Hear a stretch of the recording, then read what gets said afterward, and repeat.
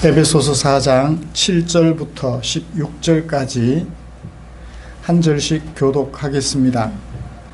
우리 각 사람에게 그리스도의 선물의 분량대로 은혜를 주셨나니 하나님께서는 우리를 거룩한 삶을 사는 거룩한 아들들로 부르셨다고 했습니다. 일을 많이 하는 종으로 부르신 것이 아니라 거룩하신 하나님의 거룩한 아들로 살게 하려고 우리를 부르셨다는 것입니다. 그러므로 우리의 삶의 목표는 어떤 일을 많이 하는 것도 좋겠지만, 그러나 어떤 삶을 사느냐가 더욱 중요하다는 것을 우리는 알게 됩니다. 그리고 바울은 하나됨을 힘써 지키라, 그렇게 말을 했죠. 4장 전반부에서 하나됨을 지키되 힘써서 지켜라. 하나의 공동체를 형성하여 함께 살아가는 것이 결코 쉽지만은 않다는 사실을 우리에게 제시해 주었습니다. 하나 된다라는 것은 획일화시킨다라는 것이 아니라 각각이 다른 역할을 하되 하나의 목표 아래에서 감당하는 통일된 공동체, 그것을 이루라라는 것으로 우리는 살펴보았었습니다. 사랑하는 성도 여러분, 지난 한 주간 동안 거룩한 삶을 위하여 얼마나 많이 애를 쓰셨습니까? 각각 삶의 현장은 다르고 삶의 내용은 다르겠지만 하나님을 영화롭게 한다라는 하나의 목표를 위하여 그 하나됨을 지키려고 얼마나 많이 애를 쓰셨나요? 그래서 여러분들의 수고로 말미암아 여러분들이 섬기는 가정이, 여러분들이 섬기는 교회가 더욱 하나됨을 많이 느껴보셨나요? 아마 그렇게 하셨으리라 믿습니다. 이렇게 부르심에 합당한 거룩한 삶을 살아서 하나됨을 더욱 힘써서 지키려 하는 우리를 위하여 하나님께서는 오늘 에베소서 4장 7절부터 16절까지 말씀을 주셨습니다. 저는 이 본문을 가지고 교회를 위한 하나님의 전략이라는 제목으로 설교하고자 합니다. 말씀 나누는 중에 하나님의 크신 은혜가 우리 모두에게 충만하시기를 간절히 소원해 봅니다. 아멘. 이제 4장부터는 에베소서의 2부가 시작이 된다라는 말씀을 드렸습니다. 그 2부의 두 번째 메시지, 그리스도께서는 각 사람의 분량대로 은혜를 주셨다. 하나됨을 힘써 지키게 하려고 각 사람의 분량대로 은혜를 주셨다는 말씀으로 두 번째 권면을 시작합니다. 모든 그리스도인은 각자 자신에게 은혜를 받은 대로 그 은혜의 분량대로 활동하기만 하면 뭐를 이루어요? 하나를 이룬다라는 것입니다. 각각 자신에게 주어진 분량대로만 활동하면 그 가정은, 그 교회는 하나의 통일된 공동체를 이룬다라는 것이죠. 스스로 성장하게 될 뿐만 아니라 그리스도의 몸, 교회도 온전하게 되고 성장하게 된다라는 사실을 설명해 주었습니다. 이것을 7절부터 16절까지 말씀에서 양괄식 형태로 잘 표현해 주고 있습니다. 7절과 16절이 짝을 이루고 있어요. 7절에서는 그리스도께서 우리들에게 그리스도의 분량대로 은혜를 주셨다고 했습니다. 마지막 16절에는 그 은혜를 받은 각 지체들이 어떻게 하라고요? 분량대로 역사하라. 주신 예수님과 받은 우리 성도들이 한 뜻이 되어서 주신 목적대로 활동하라. 그래서 7절과 16절이 짝을 이루고 있습니다. 그리고 8절부터 10절까지는 우리 각 사람에게 선물을 주신 분, 곧 예수님에 대한 설명을 해주고 있어요. 그리고 11절부터 15절까지는 그 예수님이 왜 우리에게 은혜를 주셨으며 어떤 은혜를 주셨는지 그 목적과 종류를 자세히 설명해 주고 있습니다. 그러니까 예수님께서 우리에게 이런 은혜를 주셨는데, 이러이러한 종류의 은혜를 이런 목적에 따라 주셨는데, 우리는 뭐 하자? 그 받은 은혜를 따라 제 역할을 잘 감당하여서 온전하고 성숙한 교회로 만들어 가라 하는 것이 7절부터 16절까지 바울 권면의 핵심적인 내용이라고 추격해 볼 수 있습니다. 이런 본문을 가지고 저는 두 가지로 설교하려고 합니다. 예수님께서 교회를 세우기 위하여, 교회를 위하여 세워주신 전략이 뭔가, 은혜를 주셨다는 거예요. 그리고 마지막으로 그 은혜를 받은 우리는 무엇을 어떻게 해야 하는가 하는 것을 살펴보면서 오늘 설교를 마무리하려고 합니다. 이제 예수님께서 교회를 위하여 세우신 전략을 살펴보도록 하죠. 7절의 주어는 뭘까요? 동사는 뭘까요? 주셨다. 누가? 하나님 아니면 예수님이겠죠? 8절 이하의 말씀을 보면 그분은 누구신 것 같아요? 그가 위로 올라가실 때 오셨다, 가셨다 이런 얘기를 하는 걸로 봐서 아마 예수님을 말씀하시는 것 같아요.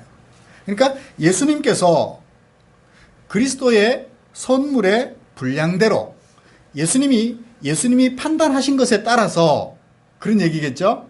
누구에게? 우리 각 사람에게. 어떤 특정한 한 사람에게가 아니라 여기에 있는 우리 각 사람에게 무엇을 주셨어요? 은혜를 주셨다. 은혜가 마치 목적어인 것처럼 표현되고 있는데, 은혜가 주격이에요. 은혜가 주어졌다. 그래서 뭐 했다? 우리는 은혜를 받았다는 거예요. 자, 이 은혜를 주신 분은 예수님이세요. 우리가 요구해서 주셨나요? 예수님이 판단해서 주셨나요? 예수님이 판단해서 주셨어요. 그것을 그리스도의 선물의 분량대로, 우리가 그 은혜를 요구해서 받은 것이 아니라 예수님이 판단해서 우리에게 그것이 적절하게 필요하다 하여 주신 것이.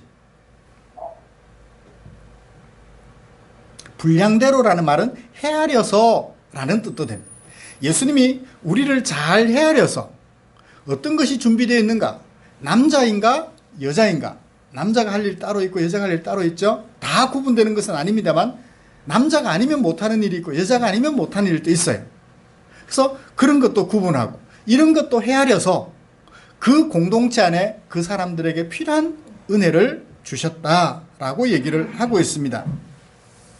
누가 주셨다고요? 예수님이 주셨다라고 소개하고 있습니다. 8절부터 10절까지 그 예수님을 우리에게 잘 소개해주고 있어요. 예수님은 어떤 분인가요? 구약 성경을 인용하면서 우리에게 얘기를 해주는데요. 시편 68편 18절입니다. 위로 올라가셨다. 올라가실 때 사로잡혔던 자들을 사로잡으시고 사람들에게 선물을 주셨다 하였는데, 그 말씀을 따라서 위로 올라가신 예수님이 우리에게 선물을 주셨다라고 얘기를 하고 있죠. 시편 68편 18절을 인용하여 그분이 우리에게 선물을 주셨다라는 얘기를 강조해주고 있습니다. 무엇을 위해서 주셨다고 얘기를 했나요? 10절에 만물을 충만하게 하려고. 여기 만물을 충만하게 하다는 얘기는 만물이 각각 제 역할을 잘 하게 하는 거예요. 봄이 되니까 모과나무가 꽃을 피우려고 꽃망울을 이렇게 맺고 있어요. 하동에 친구 목사님이 계셔서 매화꽃이 어떻게 됐나 하고 전화를 해봤더니 아직까지 만개가 되지를 않았대요. 부분적으로 조금씩 양지 바른 곳에 매화들이 조금씩 피어나고 있답니다. 그래요. 봄이면 꽃을 피우고 잎을 피우다가 점차 열매를 맺고 그 열매가 가을이면 익어가요. 그걸 뭐라고 그래요? 만물이 충만하게 된다라는 거예요. 이 지구 속에 각종 식물들이 많게 된다라는 뜻, 가득하다라는 뜻도 있지만 각각 제 역할을 하고 있다. 그것을 뭐라고요? 만물이 충만하다. 누구로? 하나님의 은혜로 충만하다라는 것이죠. 이 만물을 충만하게 하려고 예수님께서 은혜를 주셨다라는 것입니다. 그 만물을 충만케 한다는 것을 부연 설명하는데요. 13절을 보세요. 우리가 다 하나님의 아들을 믿는 것과 아는 일에 하나가 되어, 그러니까 식물들이 자기 역할을 하는 것, 그것도 충만이지만 특별히 여기서 말하는 충만은 우리 사람들과 연관이 있어요. 그러면 우리 사람들이 충만하면 어떻게 될까요? 13절에 설명합니다. 하나님의 아들을 믿는 것과 아는 일에 하나가 되어서 뭐 하는 사람이 된다? 온전한 사람이 된다. 온전한 사람이 되라는 거예요. 그 다음에 그리스도의 장성한 분량이 충만한 데까지 이르리니. 가정법을 사용하고 있습니다. 옛날에는 그러지 못했는데 이제 하나님의 은혜로 부르심을 받아 하나님의 자녀가 되고 보니 우리는 장성한 분량에 이를 수 있는 가능성이 생겨난 거예요. 누구 때문에? 나 때문에가 아니라 우리를 불러주신 예수님 때문에, 하나님 때문에. 이제 하나님을 아는 것과 믿는 일에 하나가 되는 것은 온전한 사람이 되는 것이라고 말하고 있고, 온전하되 적당히 알고 적당히 멈추는 것이 아니라 충분히 알아서 그 가운데 행복한 마음으로 살아가는 것, 장성한 분량이 충만한 데까지 이르는 것, 온전히 성숙한 데까지 이르는, 그것을 위하여 예수님께서 우리들에게 뭘 주셨다? 은혜를 주셨다라고 얘기를 하고 있는 것입니다. 자, 목적이 그러하면 결과 어떠해야 되나요? 온전한 사람이 되어야 되고 장성한 사람이 되어야 되겠죠. 무슨 일에 온전해요? 하나님을 아는 일과 믿는 일에 온전해져야 돼요. 온전해지면 어떻게 되나요? 14절. 그렇게 되면 하나님을 아는 일과 믿는 일에 하나가 되어서 온전해지고, 장성한 사람들이 되면 어떻게 되느냐 하면 14절에 더 이상 아이가 아니래요. 아이는 제대로 잘 몰라요. 그러니까 제멋대로 해요. 그러나 온전한 사람이 되고 장성한 사람이 되면 제멋대로 하지 않아요. 아이가 되지 않는다는 얘기입니다. 그 다음에 사람의 속임수와 간사한 유혹에 잘 빠져요? 안 빠져요? 안 빠져요. 왜? 알기 때문에. 하나님을 잘 알기 때문에, 그리고 하나님을 믿기 때문에 웬만한 유혹에는 이제 잘 안 넘어가요. 날마다 고쳐가요. 내 부족한 점이 무엇인지를 알아서. 그런 사람을 뭐 하는 사람?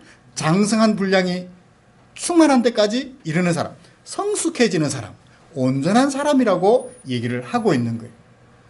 이 온전한 사람 되게 하려고 어떤 일을 주셨나요? 11절. 어떤 사람은 사도로, 어떤 사람은 선지자로, 어떤 사람은 복음 전하는 자로, 어떤 사람은 목사와 교사로, 어떤 사람은 목사로, 어떤 사람은 교사로. 가만히 살펴보세요. 주로 어떤 것과 연관이 있나요?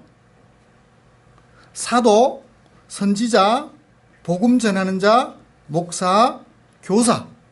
여기 목사라는 말은 보살피다라는 얘기예요. 예수님께서 베드로에게 뭐라고 말씀하셨나요? 내 양을 치라. 치다라는 얘기는 회초리로 때리는 것이 아니라 목양하다, 돌보다, 보살피다, 그런 뜻이에요. 그게 누가 할 일이라고요? 사도들이 할 일이에요. 목사들이 할 일이고 교사들이 할 일이며 선지자들이 할 일이라는 거예요. 그러면 여기 사도나 선지자, 목사, 교사 어떤 특징이 있나요? 증언하고 가르치는 것과 연관해 공통점이 있어요. 그죠? 증언하고, 사도들은 증언자들이잖아요. 내가 본 예수님의 십자가, 내가 본 부활하신 예수님, 그것을 사람들에게 예수님으로부터 위탁받아 증언해 주는 사람, 그들이 사도예요.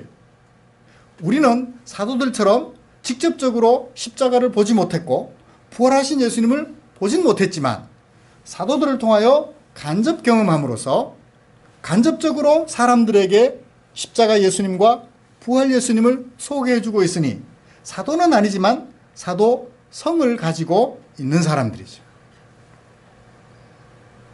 자, 그렇다면 여기 사도, 선지자, 목사, 교사 어떤 특징이 있나요? 주로 말하는 것과 관련이 있어요. 말하는 것과 가르치는 것과 연관성이 있어요. 전한다, 증언하는 것과 연관이 있다고요. 여기 은혜라는 말은 은사라는 말로도 번역이 돼요. 그 사람이 어떤 일을 한다, 일과 연관이 돼요. 은사. 내가 어떤 일을 하느냐? 목사의 일을 한다, 교사의 일을 한다, 선지자의 일을 한다, 사도의 일을 한다, 복음 전하는 자의 일을 한다라는 거예요. 증언하고 가르쳐주는 일, 그것과 연관이 있는 것을 봅니다. 여러분 아시는 대로 은혜, 곧 은사라고 하면 다른 서신서들에는 뭘 제시하나요? 봉사의 일도 은사인 것처럼 제시를 해요. 그런데 에베소서에서 사도 바울이 에베소 교회 성도들을 위하여 보내면서 어떤 은사들을 주로 많이 거론하나요? 가르치는 것, 증언하는 것과 관련된 은사만 집중적으로 거론했어요. 왜 이 은사, 다른 은사들도 많은데 가르치는 것, 증언하는 것과 관련된 은사만 거론했을까요? 11절에서 왜?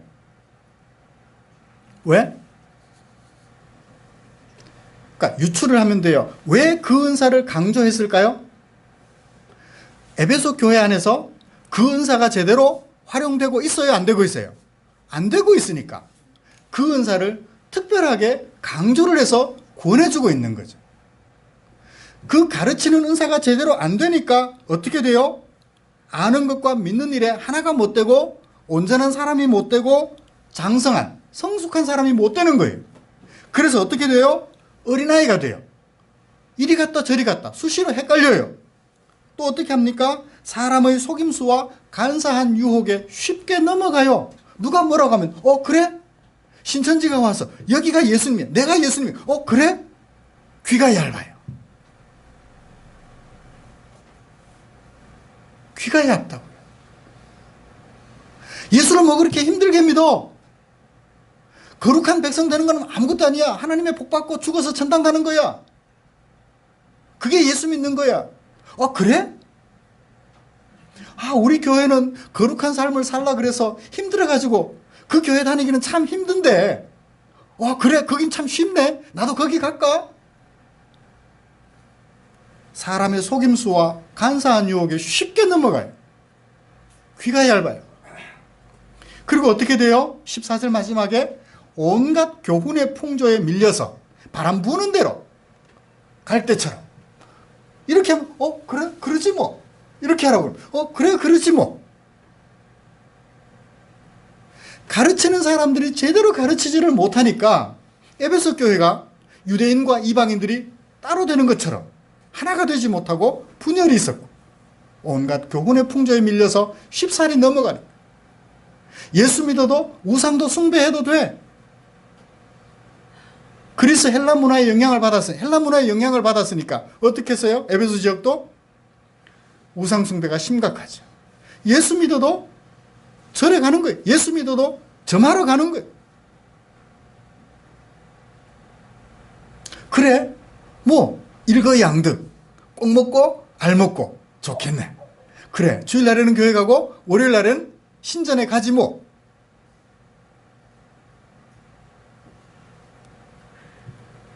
가르치는 사람들이 그 역할을 못했기 때문에 사도 바울은 에베소 교회에 편지를 보내서 권면하면서 은사를 언급하는데 주로 가르치는 은사들과 연관된 것을 이렇게 강조하여 얘기를 하고 있다는 것입니다.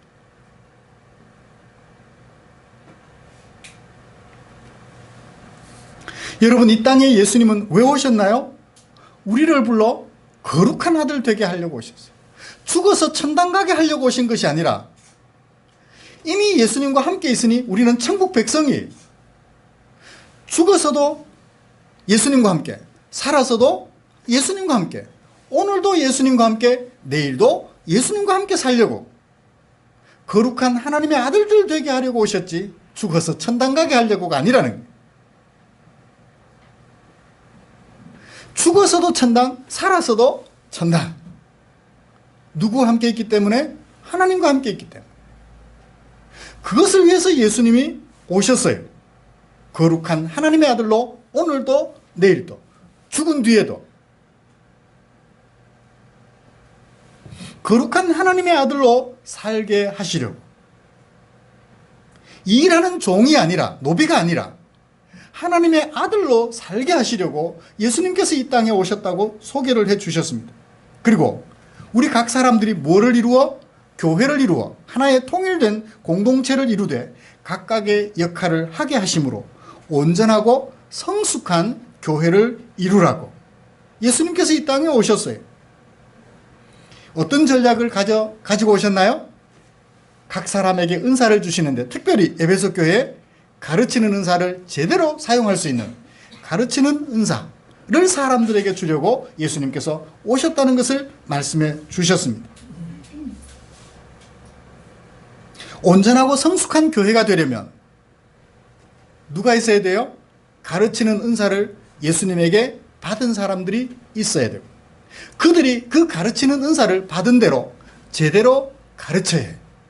하나님을 믿는 것과 아는 일에 하나가 되는 온전한 성도들이 되게 해야 하고, 온전한 성도들이 되되 장성한, 자기 역할을 아름답게 감당하는 장성한 성도들이 되도록 가르쳐줘야 한다는 거예요.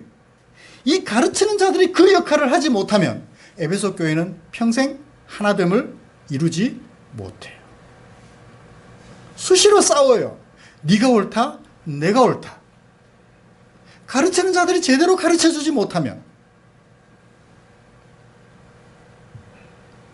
사랑하는 성도 여러분, 그러므로 온전하고 성숙한 교회가 되려면 우리는 어떻게 해야 하나요? 주께로부터 받은 가르치는 은사를 제대로 활용하는 자로부터 하나님을 아는 것과 믿는 일이 하나가 되도록 제대로 배워야 해요. 일도 중요합니다. 교회 와서 이 일도 하고 저 일도 하고, 일이 중요해요. 그렇지만 그 일보다 더 중요한 것은 뭔가요? 제대로 배우는 거. 신천지에 가면 이단 사설밖에 배울 게 없단 말이에요. 죽어서 천당 간다는 그것만 가르치는 데 가서는 제대로 배울 게 없어요. 거룩한 하나님의 아들로 부르셨다는 그 사실을 우리는 제대로 배워야 한다고, 그래야 온전하고 성숙한 교회가 될 수 있다고 우리에게 가르쳐주고 있는 것입니다. 일 안에서 이상한 교회가 되는 것이 아니라 제대로 배우지 못해서 이상한 교회가 되는 거예요. 그렇죠? 일 안에서 이상한 교회 되는 법은 절대 없어요. 그렇잖아요. 좀 적게 먹으면 되잖아요. 예배당 좀 허름하면 되잖아요. 예배당 좀 허름한 게 문제가 되나요? 아니에요. 그 속에 함께 모여서 예배드리는 성도들이 제대로 알아서 아는 일과 믿는 일에 하나가 되어서 온전하고 성숙한 성도들이 될 때 그 교회가 아름다운 교회지.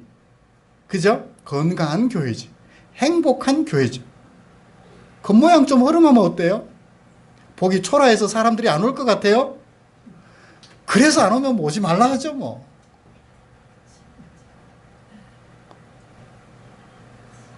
우리가 핵심적으로 관심을 가지고 집중해야 될 부분들은 제대로 배웁니다. 누구로부터? 예수님에게, 예수님이 헤아려서 제대로 된 분량을 맡겨주신 그 은사를 받은, 가르치는 은사를 받은 사람들로부터. 그래서 일이 중요한 것이 아니라 속임수와 간사한 유혹에 넘어가지 않는 성숙한 성도. 누가 뭐라 해도 그래? 너 혼자 하렴. 나는 그거 안 해. 그거 제대로 아니라고 믿어. 아니라고 알아. 왜? 성경을 보니까 이러하더라. 그들의 간사한 유혹에 넘어가지 않는 교회, 성숙한 교회, 아름다운 교회. 주님은 이것을 위하여 오늘도 우리들에게 가르치는 은사를 잘 헤아려서 어떤 사람들에게 주고 계신다라는 것을 말씀해 주고 있습니다. 바울이 에베소 성도들에게 편지를 쓰면서 강조하는 것은 바로 이것이에요. 봉사하는 은사도 있지만 그건 놔두고 지금 에베소 교회에 당장 필요한 거, 가르치는 은사. 그것을 말해서 제대로 가르쳐서 교회로 하여금 분열되게 하지 말라. 우리 이렇게 생각해 보세요. AC, 전기는 AC가 있고 DC가 있어요. kun지선 DC가 플러스 마이너스 있는 전기죠. 배터리, 우리 이게 뭐죠? 작은 건전지. AC가 우리 집에서 쓰는 전기예요. 어떤 사람이 AC 전기를 가지고 두 선을 한번 붙여버려요. 붙여도 된다고. 교사가. 붙이면 어떻게 돼요? 불나요. 합선이 되면 불이 난다고요. 제대로 가르치는 거예요? 제대로 못 가르치는 거예요? 못 가르치는 거죠. 그런 사람 교사하면 안 되죠. 절대 이 전기는 두 선을 하나로 합쳐버리면 안 돼요. 중간에 무슨 장치가 들어가서 합쳐져서 목적이 있어서 합쳐야 비로소 역할을 하지. 불을 밝혀주고. 그쵸? 두 선이 합쳐져서 전기 불을 밝혀주잖아요. 밝혀주죠. 근데 그걸 목적 없이 그냥 합쳐버리면 합선이 돼가지고 화재를 일으켜. 위험할 수 있다.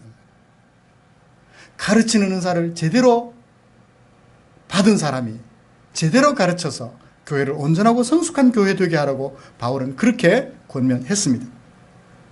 자, 그러면 이제 우리 자신들을 한번 돌아보죠. 여러분, 저와 여러분들은 무엇을 받았으며 받은 우리는 어떻게 해야 하나요? 16절이 그것을 말씀해 주고 있습니다. 그에게서 온몸이 연결되고 결합되어 뭐함으로? 각 마디를 통하여 도움을 받음으로. 자, 연결되고 결합된다라는 동사가 and로 연결이 되어 있어요. 결합이 되고 연결이 돼야 돼요. 연결은 누구에게 돼야 돼요? 우리가 연결은 누구에게 돼야 돼요? 예수님에게. 우리가 예수님에게 연결돼야 돼요. 최수정 성도는 예수님에게, 권호석 성도도 예수님에게. 우리 각 사람은 먼저 예수님에게 연결이 돼야 돼요. 그렇죠? 거룩하신 하나님의 아들로 부름받았으니 당연히 예수님께 연결이 돼야 되죠. 그러므로 우리는 누구의 종? 종이 돼도 예수님의 종이에요. 너의 종이 아니에요. 사람의 종이 아니라 예수님의 종입니다. 흔히 목회자를 가리켜 하나님의 종이라 그래요.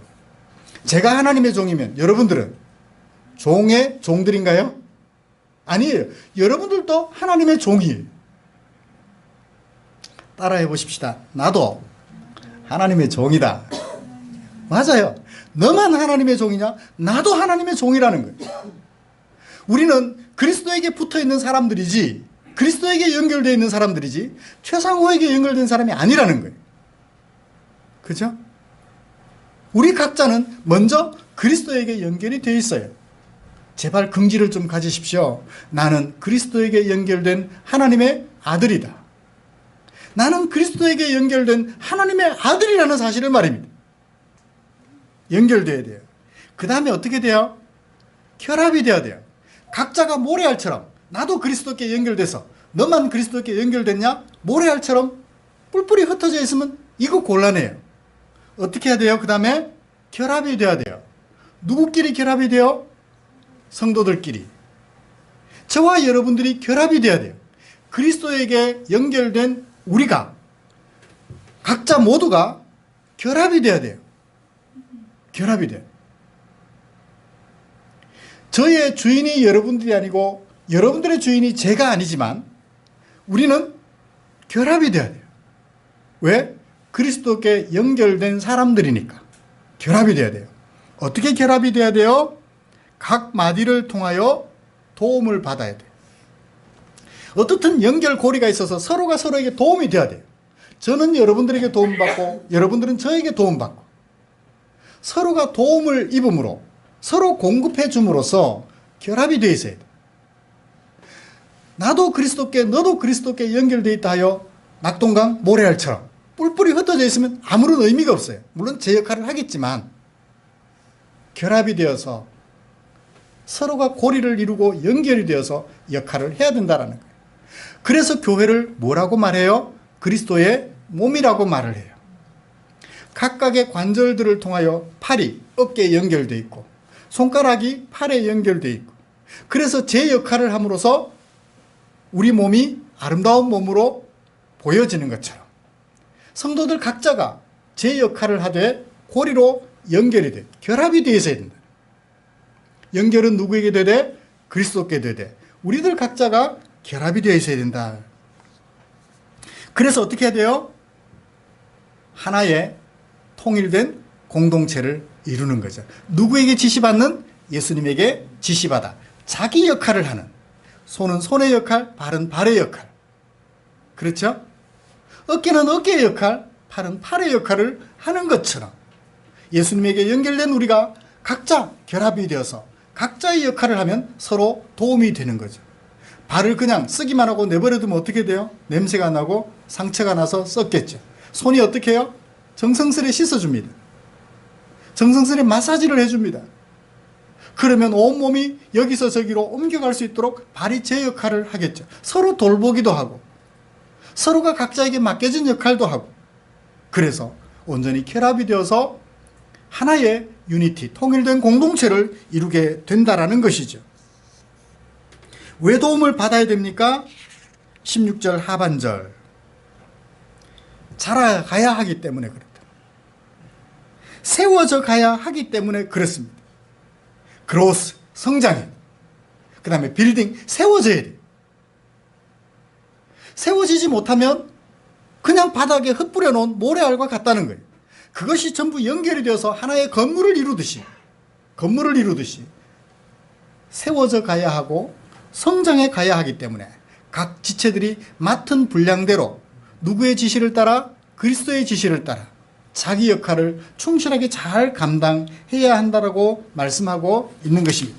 사랑하는 성도 여러분, 말씀을 마치겠습니다.